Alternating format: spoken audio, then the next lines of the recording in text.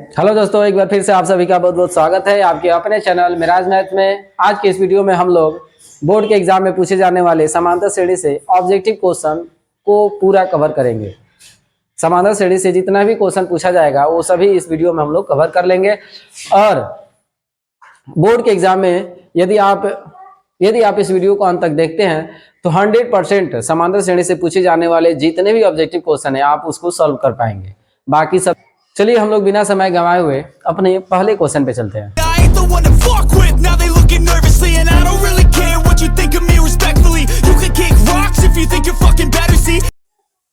हमारा पहला क्वेश्चन है, यदि एक समांतर श्रेणी का प्रथम पद 10 यानी 10 और सार्वंतर 6 यानी 6 हो तो 11वां पद ज्ञात करें। 11वां पद ज्ञात करें। प्रथम पद यानी a = 10 और सार्वंतर का संकेत होता है d और d = दिया है 6। अब हमें 11वां पद निकालना है यानी a11 व्हाट क्या होगा a11 an सूत्र होता है a plus n minus 1 into D. देखिए ये क्वेश्चन थोड़ा टेढ़ा लग रहा होगा लेकिन हम समझ लें, nवां पद निकालना है तो n में से एक माइनस करके और d में गुणा कर देंगे। nवां पद निकालना है तो a में क्या जोड़ेंगे, a में n माइनस 1 कम करके d जोड़ देंगे। यानी अगर a11 लिखें तो हमारा सूत्र क्या हो जाएगा, a प्लस 11 माइनस 1 10d हो जाएगा। ये बहुत इजी आप लोग को लग रहा होगा, हमें भी इजी लग रहा है। a11 = a plus 10d। अगर a15 निकालना होता है तो a प्लस 15 में से 1 माइनस कर देंगे यानी 14d, a प्लस 14d हो जाएगा। चलिए इसमें भरते हैं। a = दिया है 10 तो 10 प्लस 10 का 10 ही रहेगा, बस d के वैल्यू भर देना है। d का वैल्यू 6 है। अब इसमें 10 प्लस 10 6 60 और 60 10 होता है हमारा 17 यानी हमारा 11वां पद हो जाएगा 17। बहुत इजी है। आप समझ के यदि बनाते हैं, मैथ समझने वाला ही सब्जेक्ट है, समझ के बनाते हैं तो कोई भी क्वेश्चन आपको ऐसा नहीं है जो समझ में ना आए, जो बना ना सके। चलिए अगले क्वेश्चन पे चलते हैं। एक समांतर श्रेणी में है 16 19 और 22। सार्वंतर ज्ञात कीजिए। सार्वंतर का संकेत होता है d, सार्वंतर का संकेत d और d = होता है a2 माइनस a1, मतलब लगातार दो पदों का अंतर। वो भी दो पद अंतर, ये नहीं उसकी मतलब जिसकी पद की संख्या ज्यादा होगा उसमें से उसके पहले वाला पद को क्या कर देंगे, माइनस कर दे तो हमारा सार्वंतर आ जाता है। मतलब a2 माइनस a1। जरूर नहीं यही, अगर हम लिखना चाहें a3 तो a3 में से क्या माइनस करेंगे, a3 के पहले कौन सा पद आएगा, a2, तो यानी हमारा सूत्र हो जाएगा a3 माइनस a2। सभी पद दो पदों का अंतर हमेशा बराबर होता है, जिसे हम क्या कहते हैं, सार्वंतर कहते हैं। यदि समांतर श्रेणी में हो कोई भी श्रेणी तो सार्वंतर हमेशा क्या आएगा, बराबर आएगा। और सार्वंतर होता है दो लगातार पदों का डिफरेंस। और वैसा भी डिफरेंस वैसे निकालेंगे कि जिसके पदों की संख्या ज्यादा हो उसको उसमें से उससे पहले वाला पद माइनस करेंगे तो सार्वंतर निकलेगा। सार्वंतर = होता है a2 minus a1, a3 minus a2, a5 minus a6 नहीं, a5 माइनस a4। मतलब पांचवा पद में से चौथे पद को माइनस करेंगे, ना कि छठवें पद को। छठवें पद को माइनस करेंगे तो हमारा आंसर तो सेम आएगा, बशर्ते प्लस में आंसर आना होगा तो माइनस में आ जाएगा, माइनस में आना होगा तो प्लस में आ जाएगा। तो चलिए इसको सॉल्व करते हैं। a2 कितना दिया है, a2 19 दिया है तो 19 माइनस a1 कितना दिया है, a2 19 दिया है तो 19 और a1 दिया है 16 तो 16 माइनस कर देंगे तो हमारा 3 आ जाएगा, जो हमारा ऑप्शन नंबर बी है। बहुत इजी है, d = a2 माइनस a1। चलिए नेक्स्ट क्वेश्चन पे चलते हैं। हमारा अगला क्वेश्चन है AP 3 8 13 18 हो तो e 15 = क्या होगा, मतलब 15वां पद क्या होगा। तो 15वां पद का हमें पता है, सूत्र क्या होता है, a प्लस 15 में से एक माइनस कर देंगे 14, a प्लस 14d, ये मतलब a प्लस 14d हमारा सूत्र होता है a प्लस 14d। सबसे पहले हमें क्या पता होना चाहिए, a पता होना चाहिए और d पता होना चाहिए, तभी वो सूत्र में हम लोग भर देंगे तो हमारा आंसर आ जाएगा। अब इस श्रेणी को हम देखें तो a = है 3, a मतलब प्रथम पद पहला पद क्या है 3, और d = क्या होता है, सार्वंतर का संकेत होता है d, और सार्वंतर = होता है दो पदों का डिफरेंस। मतलब दो में से एक माइनस कर देंगे, 3 में से दूसरा, यानी A2 माइनस A1। A2 कितना है, 8 है, तो 8 माइनस A1 कितना है, 3। 8 में से 3 जाएगा, हमारा आ जाएगा 5, यानी हमारा सार्वंतर आ गया 5। अब हम ये सूत्र भर देंगे। A15 इजकल टू क्या होता है, A15 is equal to A plus 15 में से 1 माइनस कर देंगे तो 14D, A प्लस 14D। अब इसमें भर देंगे, A इजकल टू हमारा है 3 प्लस 14 का 14 और D का वैल्यू निकाले हैं 5 इंटू 5 भर देंगे। अब इसे सॉल्व करें तो 3 प्लस 14 25 70, 14 5 जा 70 और 70 और 3 ऐड कर देंगे तो 73 आ जाएगा। तो यानी हमारा 15वां पद है 73, जो हमारा ऑप्शन नंबर सी है। चलिए चलते हैं नेक्स्ट क्वेश्चन पे। हमारा अगला क्वेश्चन है एपी मतलब समांतर श्रेणी में 2 7 12 ऐसे ही समांतर श्रेणी हो तो 10 पदों का योग ज्ञात कीजिए।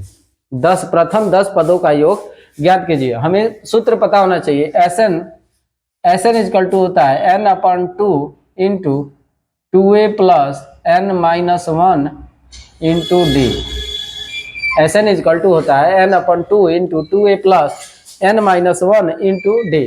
n सबको पता है, n मतलब पदों की संख्या, d सार्वंतर और ये प्रथम पद। अब क्या था, 10 पदों का योग निकालना है तो हमें S10 निकालना है। S10 तो S10 n यानी 10 बटा 2 और 2a का वैल्यू भरना है। a क्या इसमें 2 है तो 2 प्लस n 10 है तो 10 माइनस है तो माइनस 1 और d हमें सबसे पहले निकाल लेना चाहिए था, तो हम चलिए यहाँ पे निकाल लेते हैं। d इक्वल टू होता है a2 माइनस a1। तो a2 कितना है 7 में से a1 घटा देंगे यानी 2, 7 में से 2 जाएगा 5, यानी हमारा d आ गया 5। तो 5 यहाँ पे भर देंगे और इसे सॉल्व कर देंगे तो हमारा आंसर आ जाएगा। चलिए इसे सॉल्व करते हैं। 2 से 10 कट जाएगा 5 टाइम में, यानी 5 और 2 2 जा हमारा आ जाएगा 4 प्लस का प्लस 10 में से 1 गया 9, 9 में 5 से मल्टीप्लाई 45, 10 में से 1 माइनस हो जाएगा तो 9 हो जाएगा और 9 से 5 से मल्टीप्लाई कर देंगे, 9 को 5 से मल्टीप्लाई कर देंगे तो 9 5 जा 45। अब ध्यान दें तो 45 और प्लस 4 मिल के हो जाएगा 49, 49 और एक संख्या है तो ये कोष्ट के जब क्या दे देंगे गुणा, और 5 से मल्टीप्लाई कर दे तो 5 9 जा 45 होता है, कैरी 5 9 जा 45, कैरी 4, 5 4 जा 20 और 4 हो जाएगा 24, यानी हमारा आंसर आ जाएगा 245। आई होप आप लोगों को समझ में आ रहा होगा। चलिए नेक्स्ट क्वेश्चन पे चलते हैं। क्वेश्चन है एक समांतर श्रेणी का प्रथम 3 पद 4x प्लस 1, 4x प्लस 6 और 6x प्लस 3 हो तो x का मान ज्ञात कीजिए। उसमें y दे दिया है और वैल्यू चेंज किया, हम अपनी तरफ से क्वेश्चन बनाया है तो ऐसे ही क्वेश्चन है तो इसमें x का वैल्यू निकालना है। अगर अब लगातार 3 पद दिया हो उसमें x दे दिया तो उसमें x का वैल्यू निकालने के लिए हमें सार्वंतर का यूज में हम सार्वंतर को यूज में लेंगे। सार्वंतर बराबर होता है, यानी प्रथम सार्वंतर निकालें तो हमारा सार्वंतर आता है a2 माइनस a1। इसके बाद वाला सार्वंतर आएगा a3 माइनस a2। अब हम सबको पता है कोई भी समांतर श्रेणी में सार्वंतर क्या होता है, बराबर होता है। a2 माइनस a1 बराबर होगा a3 माइनस a2, और आगे हम लिखे तो a4 minus a3 minus a2 के बराबर होगा a4 माइनस a3। अगला क्वेश्चन है यदि किसी समांतर श्रेणी का प्रथम तीन पद 4x प्लस 1, 4x प्लस 6 और 6x प्लस 3 हो तो x का वैल्यू ज्ञात करें। ये क्वेश्चन बहुत इंपॉर्टेंट है क्योंकि बोर्ड के एग्जाम में, बिहार बोर्ड के एग्जाम में 2 एग्जाम में पूछा गया था। इसमें y का वैल्यू पूछा है, उसमें y का वैल्यू पूछा है, हम x का वैल्यू रखे और वैल्यू भी चेंज किया। तो चलिए इस क्वेश्चन को अच्छे से समझते हैं। तीन लगातार मतलब प्रथम 3 पद या लगातार 3 पद दिया हो तो सार्वंतर हम निकाल सकते हैं और दो सार्वंतर निकाल सकते हैं। और हम सबको पता है किसी भी समांतर श्रेणी का 2 सार्वंतर बराबर होता है, कि जितना भी सार्वंतर निकालें हम सभी सार्वंतर एक दूसरे से क्या होते हैं, बराबर होते हैं, हम सबको पता है। तो प्रथम सार्वंतर हम निकालें तो आएगा a2 माइनस a1, दूसरा सार्वंतर आएगा a3 माइनस a2 और दोनों सार्वंतर आपस में क्या होगा, बराबर होगा। A2 माइनस A1 बराबर होगा A3 माइनस A2 के। अब इसमें वैल्यू भर दें तो हमारा आंसर आ जाएगा। चलिए भरते हैं। A3 A2 दिया है 4x plus 6, A2 4x plus 6 minus, अब माइनस A1 यानी A1 में माइनस से मल्टीप्लाई, चूंकि A1 दो पदों में है, A1 दो पद में है तो दोनों में माइनस से मल्टीप्लाई होगा। तो A1 4x प्लस 1 है तो माइनस में माइनस से मल्टीप्लाई होगा 4x से, तो माइनस 4x, फिर प्लस 1 में माइनस से मल्टीप्लाई होगा तो माइनस 1 बराबर का बराबर। समझ में आ रहा होगा। A1 माइनस में है, जबकि चूंकि दो पद में है, दो पद में है इसीलिए माइनस से मल्टीप्लाई होगा, तो माइनस 4x प्लस 1 में माइनस से मल्टीप्लाई होगा तो माइनस 1।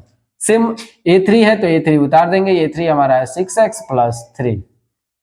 फिर यहाँ पे माइनस 2 माइनस A2 दिया है तो यानी A2 में माइनस से मल्टीप्लाई, और A2 हमारा है 4x प्लस 6, तो 4x में माइनस से मल्टीप्लाई तो माइनस 4x, और 6 में माइनस से मल्टीप्लाई तो माइनस 6। अब इसे सॉल्व कर देना है, हमारा आंसर आ जाएगा। 4x में से 4x जाएगा, कट जाएगा, 0 आ जाएगा। फिर अब 6 में से 1 चला जाएगा, 6 प्लस में है 1 माइनस में, 6 में से 1 जाएगा 5 आ जाएगा हमारा, बराबर इधर कुछ नहीं बचेगा। अब 6x में से 4x निकल गया तो 2x बचेगा।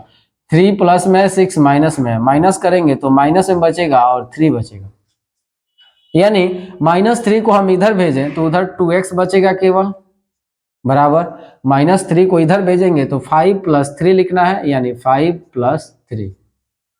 अब इधर ऐड करें तो 5 और 3 8 हो जाएगा, इधर 2x, यानी x इजकल टू हम लिख सकते हैं 8/2, x इजकल टू 8/2, यानी 2 से ये 4 टाइम में कट जाएगा, जो हमारा आंसर है 4,